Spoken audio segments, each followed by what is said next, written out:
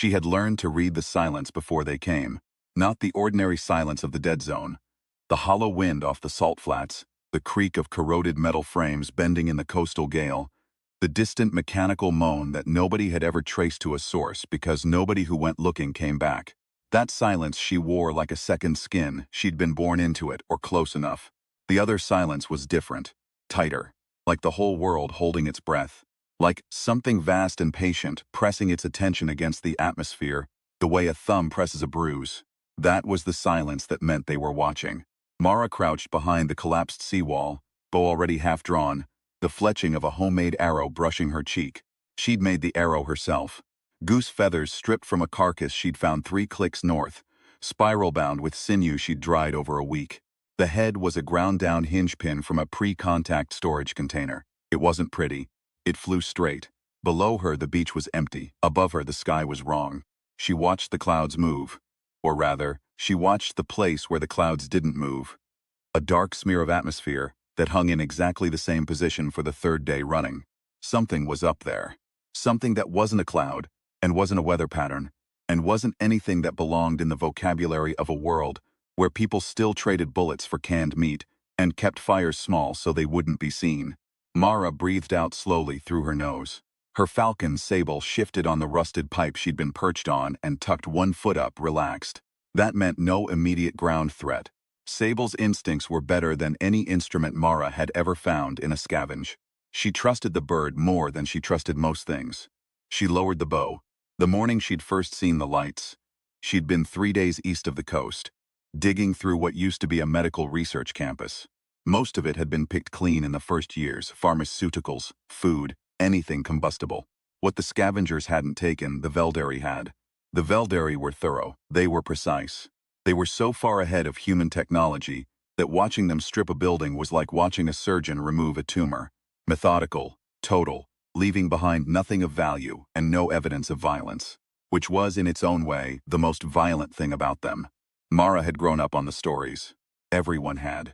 The contact 14 years ago, contact being a generous word for what had actually happened, which was more of a notification. The Veldari appearing in low orbit and broadcasting on every frequency simultaneously in clean, grammatically perfect English. "We are observing, we will not interfere. Your trajectory is of interest to us." That was it. That was all they'd said. 3 sentences and then silence for 6 months while everyone on Earth panicked. Then they'd started taking things. Not people at first. Equipment, research archives, biological samples collected without anyone noticing, until the processing labs started reporting gaps in their inventories. A freezer unit here, a gene sequencing database there. 47 years of oncological research that had been digitized and stored on a server in Copenhagen. Gone. The server physically present, untouched, undamaged, just wiped. Like someone had breathed on a window and fogged it clean. The governments of Earth had called it theft. The Veldari hadn't dignified that with a response. When the military platforms had fired on one of their observation craft, the craft had simply moved. No counterstrike, no retaliation. Just relocation, patient as a chess piece sliding to a better square. The message, which was not delivered in words, was clear enough. You can't hurt us. We are aware of you. You are not yet aware of us. That gap in understanding is the only thing currently keeping you alive. Then they'd taken Sunderland. Mara didn't know if Sunderland had been special before. Probably not. It was a coastal stretch with a lot of old concrete and a decommissioned oil platform 300 meters offshore. And the Veldari had decided that was where they wanted to establish their primary extraction site. They'd moved in with the precision and the complete indifference to human opinion that characterized everything they did. And within 4 months, the platform had been expanded into something that made the original structure look like a porch step at the foot of a skyscraper. Deacon had moved in 6 months after that. Nobody knew what Deacon had offered them. Nobody who'd asked had come back to report the answer. What everyone knew was that Deacon ran the pit. The pit ran on Veldari serum, and the Veldari serum did things to human neurology that hadn't been possible before contact. Enhanced aggression, suppressed higher cognition, left behind something lean and fast and completely devoted to one purpose. Deacon called them his supplicants. Mara called them a reason to keep moving. She'd been moving for 3 years. She'd learned to fight in the first 6 months of the dead zone, when she was 16 and alone for the first time, and completely unsure whether she'd make it to 17. She had. She'd learned from watching, mostly. Watching the people who survived and cataloging what they did differently from the people who didn't. The people who survived kept their fires small. They didn't travel the same routes twice. They kept their packs light enough to run, and their knives sharp enough to be useful after midnight, when you didn't have time to put muscle into it. They didn't make friends if they could help it. Mara had mostly kept that last rule. Sable didn't count. A falcon was a tool, she told herself. Even now, 3 years later, watching the bird blink its amber eye at the strange sky. A falcon was an early warning system and a hunting partner and nothing else. Then she'd found the child. The child was small and malnourished and wearing a dinosaur costume in sun-bleached orange that had been patched so many times it was more patched than original fabric. The child was sitting in the middle of a ruined settlement at the eastern edge of what used to be a coastal resort town, surrounded by the evidence of a very recent and very thorough Veldari sweep. Equipment cases stacked for collection, dust disturbed in geometric patterns by scanning drones, 2 human bodies laid out with unsettling care near the entrance of what had been the main building. Laid out, not discarded. Arranged with their hands at their sides and their faces turned up. The Veldari were strange about the dead. Nobody had ever figured out why. The child looked up at Mara with eyes that had already made their peace with things no child's eyes should know. Her name was Bailey. Her parents had come here 6 weeks ago with 40 other people, following a rumor about an uncontacted community somewhere in the hills north of the coast. The Veldari had found the settlement 12 days ago. Bailey didn't describe what had happened in a linear way. She described it the way trauma describes itself, in fragments, in images, in the small specific details that the mind seizes because the full picture is too large to hold. The smell of the scan beams, the sound the equipment made when it processed organic material, the way her father had told her to stay down and be quiet, and how he'd looked back at her once, before he went to help the others. Mara sat with her for a while. She told herself it was a rest stop. She told herself she was just letting the falcon feed. She stayed 4 days. She was still carrying the responsibility for Bailey when Deacon's scouts found them, which meant she was carrying it when everything began to go wrong, and that weight, the weight of something small and trusting and completely unable to protect itself, was what made the difference between the person she'd been before and the person she became in the 3 days that followed. The scouts came in fast and quiet, which meant they'd been tracking her for at least a day before they showed themselves. 3 of them, in Deacon's characteristic patchwork armor, scavenged plates riveted to leather, every piece from a different source, a visual record of the things other people had lost. They came over the ridge in the late afternoon, when the light was bad, and they had a clear sight line back to their position. Mara had already moved. She'd heard the silence change 40 minutes earlier, and she'd put Bailey in the collapsed stairwell of an old concrete structure with enough food for 2 days and strict instructions. Stay down, stay quiet, don't come out for anything except a specific bird call. Mara could make Sable produce the call on command. Nobody else knew the signal. She circled wide and came at the scouts from the coast side, where the low sun was directly in their eyes. The first one she took at a distance. Homemade arrow, clean through the gap between gorget and shoulder plate. He went down without a sound. The second one heard the fall and turned, and she was already on him, too close for the bow, the short blade from her left hip finding the joint behind his knee, and dropping him while she used his weight against the third. The third was better than she'd expected. He got his hands on her. He was twice her weight and he'd clearly done this before, and he used that experience to try to pin her against the seawall. She stopped fighting his grip. That was the thing the training manuals never told you, because the training manuals were written for a world that no longer existed. If someone bigger than you grabs you, your first instinct is to fight the grab. But resistance requires a stable point to push against. And if you suddenly remove that stability, if you collapse into the hold instead of fighting it, then they're holding nothing, and you're already somewhere else. She was somewhere else. The blade found what it needed to find. She had time to close his eyes before she had to move on. She spent 20 minutes covering her tracks, and then she sat with her back against cold concrete and shook for 10 minutes. And then she stopped shaking and went to get Bailey from the stairwell. This was the rhythm of life in the dead zone. The violence and then the stillness after. The adjustment, the continuing. She'd been continuing for 3 years. What she hadn't been doing was this. Watching for careful distance as a Veldari scout drone descended from the dark smear in the sky, and hovered 40 meters above the beach below the seawall, its sensor array rotating with the patient thoroughness that characterized everything Veldari. She watched it through a gap in the collapsed concrete. It didn't appear to have seen her. The drone's cameras were sophisticated, but they were optimized for biological mass and heat signature. She'd learned that in the first year. Learned it the hard way, through a terrifying hour pressed face down in shallow water while a drone swept the marsh around her. Human body temperature at the surface of standing water, at full submersion depth, dropped below the threshold of Veldari thermal imaging in approximately 45 minutes. She counted every second. The drone drifted south. Mara looked at Bailey, crouched beside her with the dinosaur suit folded into a carry pack, and her eyes fixed on the machine with that clear, already adapted gaze that made Mara's chest ache. "What does it want?" Bailey whispered. "Same thing they always want," Mara said. "To know what we are. Do they know yet?" Mara watched the drone continue south, unhurried, methodical. "No," she said. "Not yet." That was the problem the Veldari hadn't solved.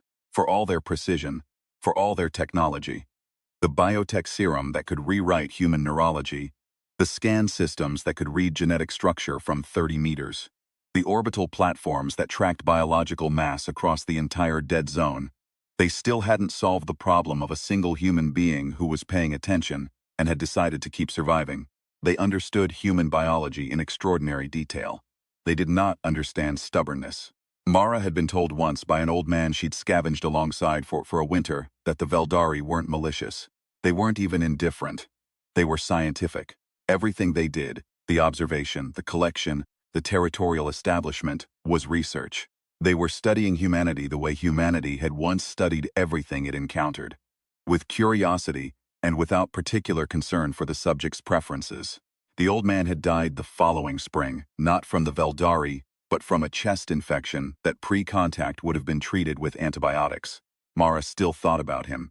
She thought about the distinction he'd made between malicious and scientific, and she'd concluded, in the 3 years since, that from the inside it felt the same. She also thought about what it meant to be studied.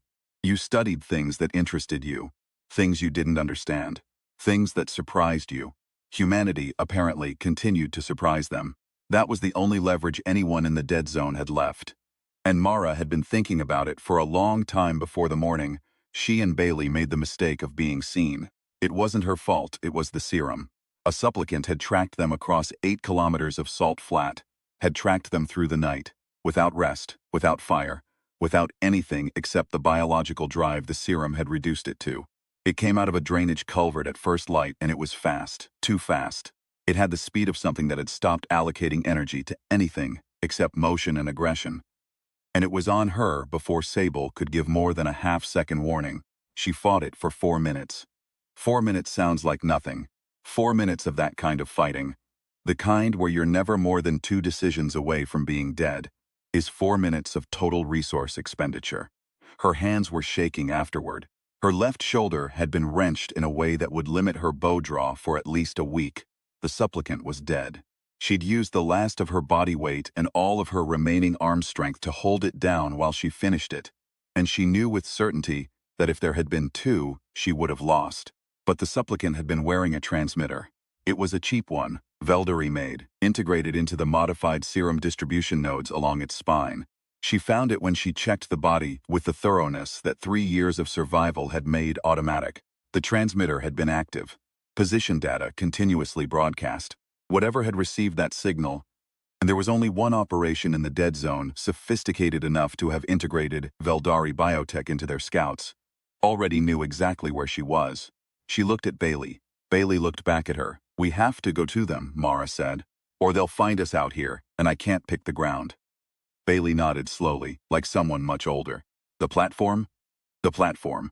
The oil platform turned command structure 300 meters off the coast was visible from the seawall on a clear day, which today was. It rose from the water like something that had grown there. Veldari expansion architecture climbing up the original steel frame in crystalline geometric formations, dark and angular and wrong, in the way that everything Veldari was subtly wrong when it occupied a human space. The organic and the alien layered.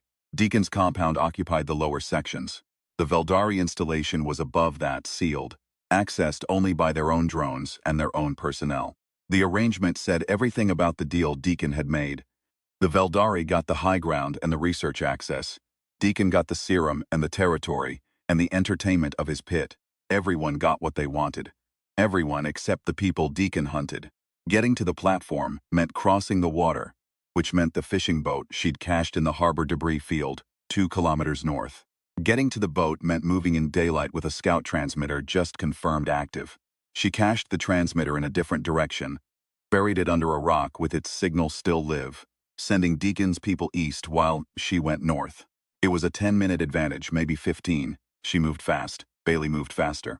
The boat was a small, rigid inflatable that Mara had patched twice and would not trust in any sea state above flat calm. The sea was flat calm. Some days the dead zone gave you that much.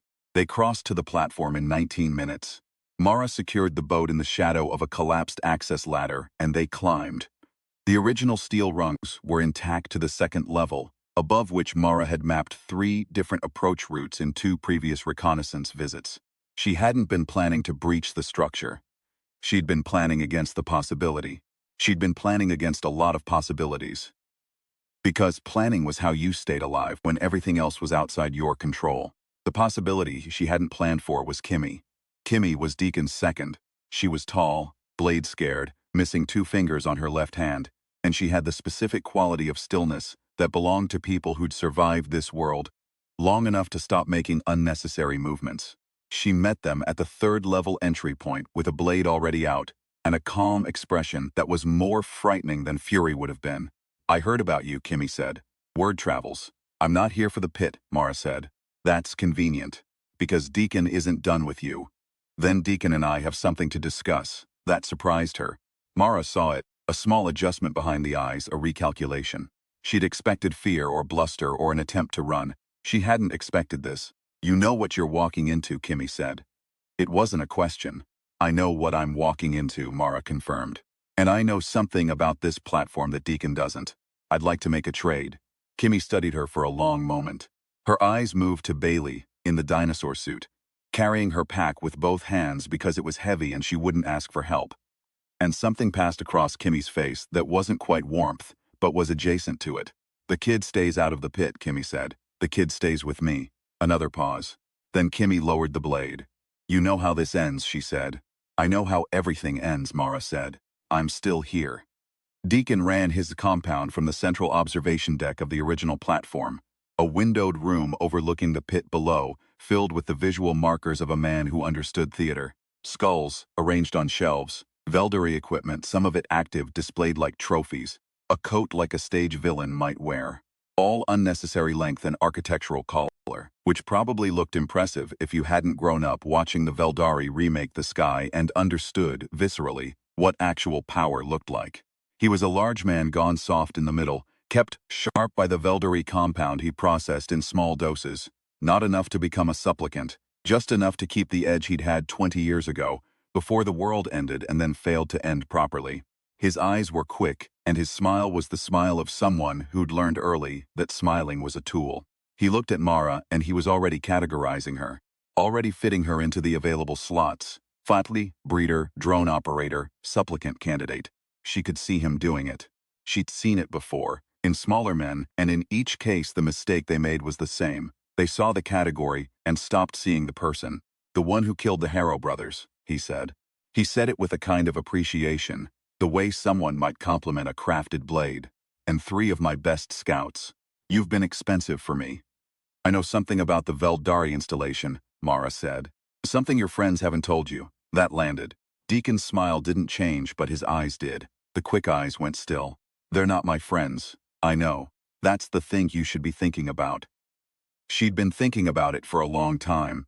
She'd been thinking about it since the winter with the old man, who'd made the distinction between malicious and scientific.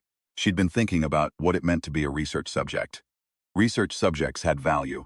Research subjects were kept alive and observed and documented, and the data was collected. Right up until the research was complete, the Veldari had been in the dead zone for 14 years. They'd been at this specific coastal site for 6. The platform expansion had reached its current size 18 months ago and hadn't grown since. She'd noticed that on her reconnaissance visits, the crystalline formations above Deacon's compound weren't expanding anymore. They were static. The scan drones were still operating, but they were running established routes, not mapping new territory, the behavior of a research team that was wrapping up. "They're almost done," she said. "Whatever they came here to study, whatever they've been taking for 6 years, they're close to the end of it. And when they're done, they're not going to need the platform anymore. They're not going to need the arrangement. They're not going to need the man who ran the compound for them, or the people in the compound, or any of it." Deacon said nothing. His eyes were doing quick, complex math. "You have maybe 2 months," Mara said. "Maybe less. I've been watching their drones for 3 years. I know what their scan pattern looks like when they're cataloging versus when they're concluding. The pattern changed 6 weeks ago. You're here to warn me," he said flatly. "Out of the goodness of your heart. I'm here because I need what you have, and you need what I know." "What do I have that you want?" she told him. It took 10 minutes and his expression changed twice. Once with skepticism, once with something more complicated that she didn't try to name. She told him what she'd found in the medical research campus, 3 months before she'd found Bailey. What she'd spent 3 months figuring out, and 2 months testing in very small increments, when she could get access to the right equipment. She told him about the serum. The Veldari serum was extraordinary technology, neuroscience 300 years ahead of anything humanity had produced. It overrode the prefrontal cortex's regulation of the limbic system, amplified threat response circuits, suppressed everything the Veldari apparently considered non-essential: language, memory, creativity, empathy. It turned a person into a weapon. Mara had spent 5 months figuring out how to turn it into something else. The compound she'd synthesized worked differently. It didn't suppress the higher functions. It didn't touch the prefrontal cortex at all. It went straight for the threat response circuits, and it enhanced them without removing the executive control that decided how to use them, or whether to. It was the difference between a bomb and a trigger. It was the difference between Deacon supplicants, driven and mindless, and something that could think. She hadn't tested it on herself. She'd tested it on herself. That was what the scar on her forearm was. She'd been careful about dosage, and she'd been careful about conditions, and she'd still lost 8 hours she couldn't account for. But the state she'd been in during those hours, she'd been lucid enough afterward to reconstruct it from physical evidence, from the distance she'd covered and the things she'd done. It had not been the absence of thought. It had been thought at a speed she didn't have a name for. She told Deacon this in the flat, precise way she told him everything. She watched him process it. She watched the moment when he stopped thinking of her as a category and started thinking of her as something he didn't have a word for. "You want access to my Veldari supply," he said. "In exchange for information that saves your life, yes. And one more thing." "What? When I go up there?" She nodded at the ceiling, at the floors above, occupied by things that had come from somewhere else, and decided with patient alien certainty that they had the right to study and take and discard. "I go alone. The child stays with you. And your word that she's not touched." Kimmy, who had been standing at the door throughout this conversation, made a small sound that might have been something. Deacon looked at Bailey for a long moment. "She's not good for the pit," he said. "Too small, your word," Mara said. She didn't trust him, but she trusted Kimmy, who had kept the blade lowered and who had that quality of stillness that belonged to survivors, and who Mara had read correctly as someone operating inside this structure, not out of belief but out of a calculus of necessity. When the time came, and if Mara did what she'd come here to do, the time was going to come very fast. Kimmy would make the rational choice. Mara was counting on it. She spent an hour in the compound's supply area, with the Veldari chemical stores that Deacon had been using to produce his serum variant. The original compound was there, in sealed containers she recognized from the research campus. She had what she needed. She worked quickly, and she worked from memory, and she had a conversation, while she worked, with the version of herself from 3 years ago, 16 and alone and not at all sure she was going to make it to 17. And she told that version, "You'll make it. You'll be here. You'll know how to do this." She administered the compound and sat down on the floor and waited. It came up like a tide. Not fast. Not the explosive violence she'd feared, the animal thing that had frightened her the first time. It was more like a door opening, like every door in the building opening simultaneously, and beyond each door was something she already knew, already understood, already had available, but had been accessing through normal corridors that had normal limitations. Now there were no limitations. The threat response circuits were blazing, But the executive functions that sat above them was blazing, too. And instead of fighting each other, they were running in parallel, the tactical and the analytical side by side. And the analysis was 3 floors up, accessed through the maintenance shaft at the northeast corner, because the Veldari architecture interfaced with the original structure through coupling points, and a standard coupling point was something a human hand could reach. She was moving before she'd consciously decided to move. The maintenance shaft was narrow and vertical, and she went up it the way water goes uphill. Which is to say, it appears impossible until it happens, and then it appears inevitable. The Veldari had not secured this access point because the Veldari had assessed human physical capability and determined this shaft was not navigable. They had been precise in that assessment. They had simply not accounted for someone who'd been climbing things and making do with what was available for 3 consecutive years, and who was currently running on a synthesized neural compound that was making the mechanics of climbing feel like a solved problem. She came out into the Veldari level. The scale of it hit her first. Not the height. The height was contained. The ceiling was 3 meters. The scale of the information. The Veldari installation was a processing center.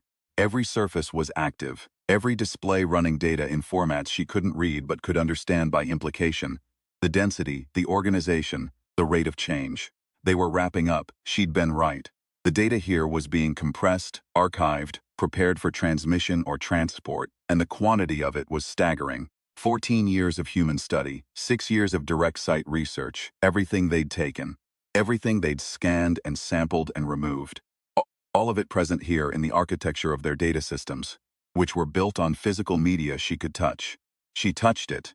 This was the thing she hadn't told Deacon, because she hadn't wanted to complicate the negotiation with something that sounded like either madness or desperation. She hadn't told him what she'd found in the medical research campus, in the section that had been stripped by the Veldari, stripped of most things, but not of one particular archive, because the archive had been stored on an organic medium, biological data in a bacterial culture, and the Veldari scanners had read it as organic waste and left it behind. It was a xenobiology research archive. It was 8 years of human research into Veldari biology, gathered from the debris of contact sites, from shed cellular material, from physical samples the Veldari had never known they'd left. It was incomplete, it was partial. It was still, by any reasonable assessment, the most valuable document on Earth, because it was the only thing humans had produced that the Veldari did not already have. She'd spent 3 months reading it. She'd spent 2 more months thinking about what it meant. She'd spent the rest of the time getting here, where their systems were, where the data lived. She uploaded it.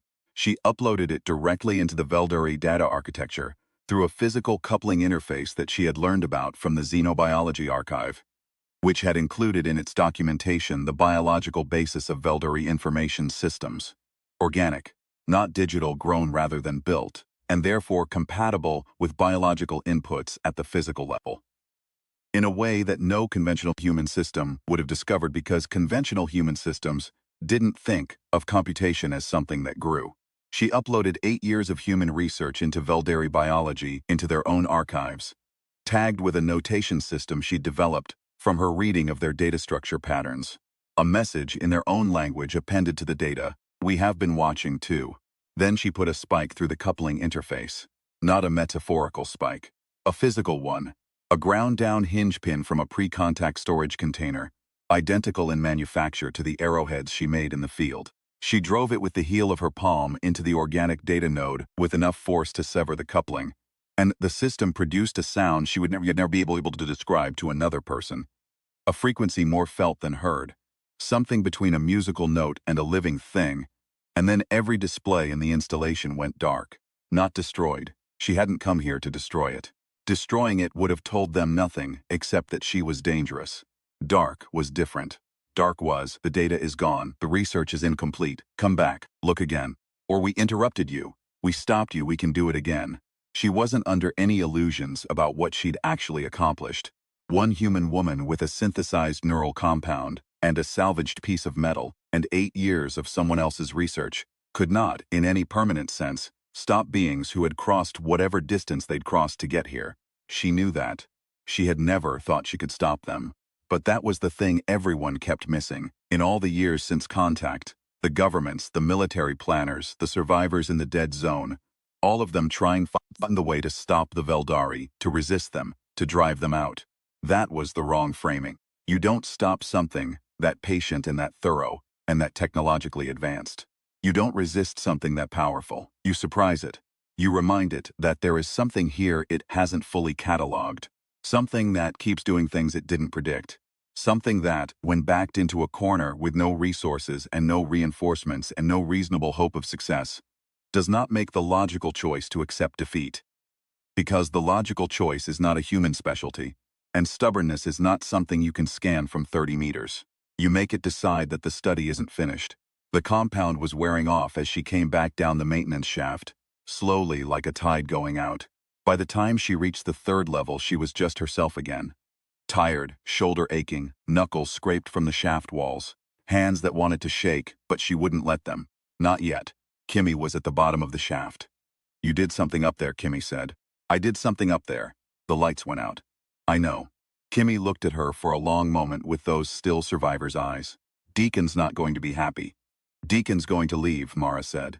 "And you're going to tell him it's time, because you've known it for a while, and you've been waiting for a reason. Take the people who want to go north. I know a settlement may be 3 days. They're looking for people who know how to work. Real work. Building things." She'd found the settlement in her second year, had kept track of it since, had never gone back because going back meant staying, and staying meant losing the specific kind of attention that had kept her alive. Maybe it was time to lose it. Kimmy said nothing for a moment. Then, "The kid? She comes with me. Where are you going?" Mara looked up. Through the platform's structural steel, through the Veldari architecture above, through the ceiling and the floors and the dark installation she'd just forced into silence. And above all of it, the dark smear in the sky that had been hanging there for 3 days. And would now, she was certain, with the certainty of someone who'd been watching their patterns for 3 years, begin to move, not away, toward. Because that was what happened when you surprised something, patient and thorough and scientific. When you did something it hadn't predicted. When you handed it evidence that the study was incomplete, that there was more here than the data showed, that the thing it thought it understood had turned out again to be more complicated than expected. It came back to look. "I'm going to be where they can find me," she said, "somewhere open. Somewhere I can see them and they can see me. And I'm going to be doing something they haven't recorded yet." "What's that?" Mara thought about it. She thought about Bailey, in the dinosaur suit, who had already made her peace with things no child should know, and who had looked at a Veldari drone with clear, adapted eyes and asked a very precise question. Do they know yet? She thought about the old man who had died of a chest infection that should have been treated with antibiotics, and who had made a distinction between malicious and scientific. She thought about what it meant to be studied, what leverage that gave you, what a studied creature could do that a hunted one couldn't. "I'm going to teach her to read," Mara said. "Right out in the open where they can see. I'm going to sit in a field with enough open sky for their drones to find us, and I'm going to teach a child to read." Kimmy stared at her. "You're going to let them see you being," she stopped, "being human, not let them see it. Make them see it. Make them record it. Make them bring it back to wherever they're bringing everything else and put it in the archive next to the genetics and the neuroscience and the territorial mapping." She looked at her hands. The scraped knuckles, the calluses, the hands that made arrows and drove spikes and held a child in the dark.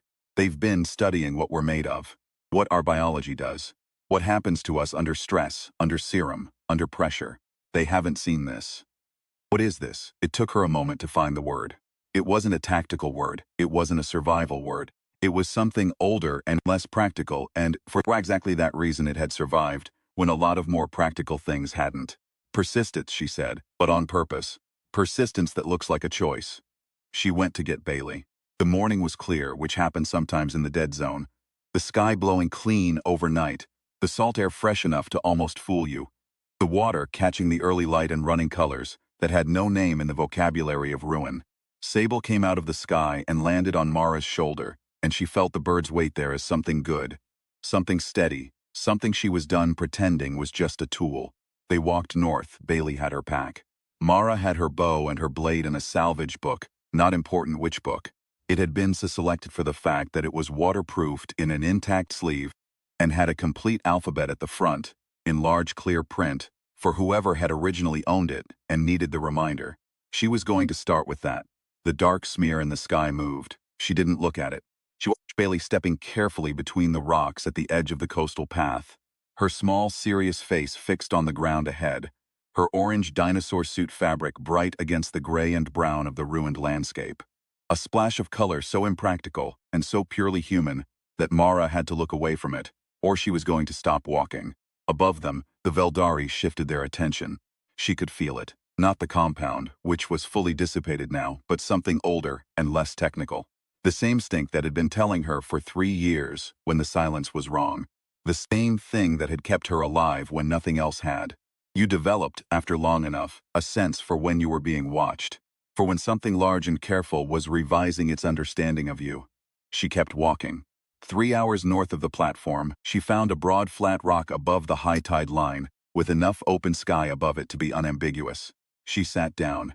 Bailey sat beside her, hip to hip, looking up at the sky with her clear, already ready eyes. Mara opened the book. She pointed to the first letter. "This is the letter A," she said. Above them, the dark shapes moved in patterns she was already learning to read. They were recording. She could feel the attention the way you feel a warm hand through glass. Present, focused, separated from you by something you couldn't fully name. Let them record. Let them take it back, wherever they took things. Let them put it in the archive next to the biology and the neuroscience, and all the data collected from 6 years of this coastline. Let them put it next to everything they thought they understood about what humans were and what humans did under pressure. Let them try to categorize a woman and a child sitting in the open on a rock above the sea, doing the most unglamorous and most persistent thing humans had ever done, passing something forward, teaching the next one how to find the mark on the page and know that it had a sound, and the sound had a meaning, and the meaning connected to a word, and the word connected to a world that was still, despite everything, worth describing. "A," Bailey said. Her voice was clear and small and absolutely certain. The shapes above moved. Mara pointed to the next letter. She didn't look up. She had work to do.